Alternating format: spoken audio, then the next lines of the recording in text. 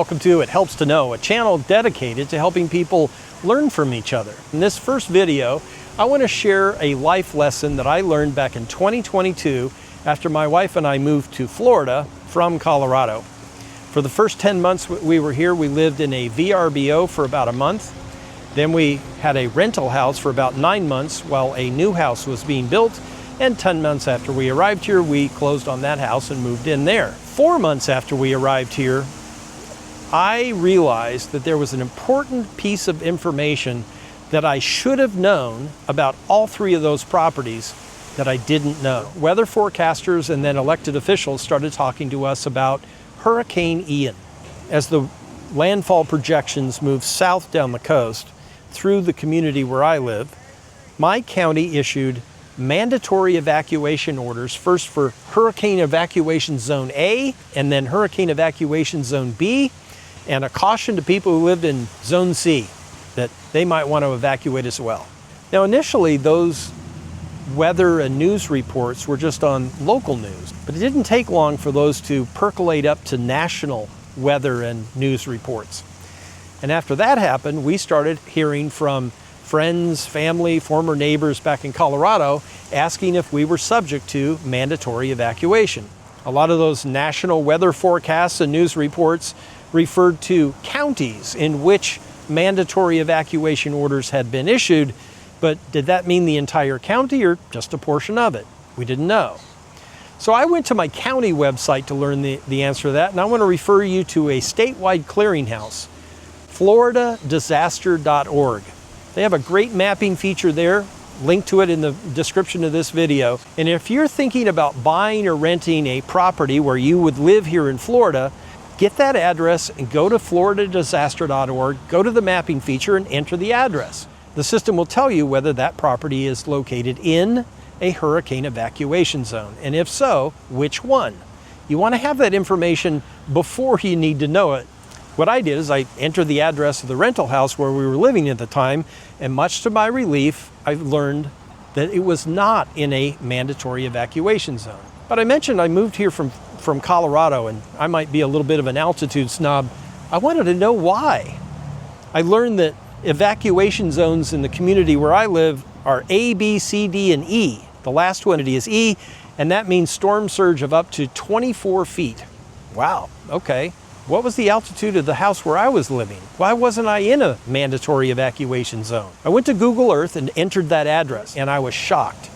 That rental house was at 52 feet above sea level. Now, compared to the house we lived in Colorado, 52 feet was nothing. Compared to 0 at sea level, 52 feet is a lot. And compared to the highest amount of storm surge in the last evacuation zone in my county, E, at 24 feet, well, it turned out my house was at more than twice that elevation. Okay. If you move inland toward my house, we could get in the car here and drive out to my house. We wouldn't go up any hills. I don't know where the 52 feet happens. Then I went to 2 other websites that really helped me understand the risk not only of saltwater storm surge, but of inland freshwater flooding. I went to Realtor.com and Zillow.com. I selected the flood mapping out of the settings, and then I zoomed in on those addresses, both where I was renting and the house we were building. And much to my relief, in the worst case scenarios of flooding in those mapping systems, both of those properties were not in danger of flooding. Is that the right answer for you? I have no idea. Maybe you want to live somewhere within walking distance of the beach. Maybe you want to live on an inland waterway. But it's important to understand that you can't tell whether a certain property is in a hurricane evacuation zone just by looking at it. But it's also important to understand that even if a property isn't in a hurricane evacuation zone, you need to look at the potential for inland freshwater flooding, because those little creeks, those can turn into big rivers. Here's an example of how you can't just look at a property to tell whether or not it's in a hurricane evacuation zone or susceptible to freshwater flooding. The roadway behind me, that's a dividing line between Hurricane Evacuation Zone E, that's over on the other side of the road. This side of the road, not in a hurricane evacuation zone. And yet, if you look carefully, you might see that I'm standing below the level of that road. Here's another example of how you can't just look at a property and tell whether or not it's in a hurricane evacuation zone. Behind me across that intersection is Hurricane Evacuation Zone A. Over on that side of the road, Hurricane Evacuation Zone B. And here on this side of the road, C. So take time to consult with those maps at floridadisaster.org, realtor.com, and zillow.com to get as much information as you can, because it helps to know before a disaster strikes. Governor DeSantis shared 2 more pieces of information that day that were really helpful. He was giving a press conference in Sarasota, and he explained that people who were subject to those mandatory evacuations, they didn't need to go hundreds of miles or to a different state.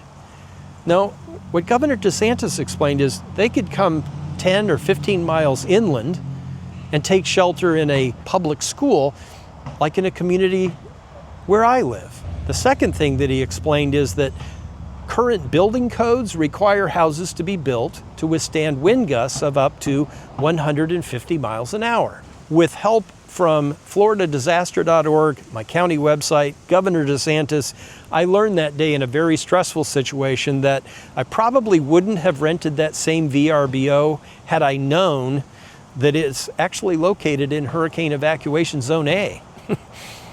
I probably would have paid higher rent for that rental house because it was in a non-evacuation area at 52 feet. And boy, was I so grateful that we picked the lot that we did, because in the community where we now live, that lot through Hurricane Ian, Helene, Milton, modern drainage, no problems with flooding. That's why it's so important to look at a specific address. I hope this information was of interest and help to you. Please like, share, subscribe. Let me know if you have questions or ideas for future videos. Thanks so much for watching. It helps to know.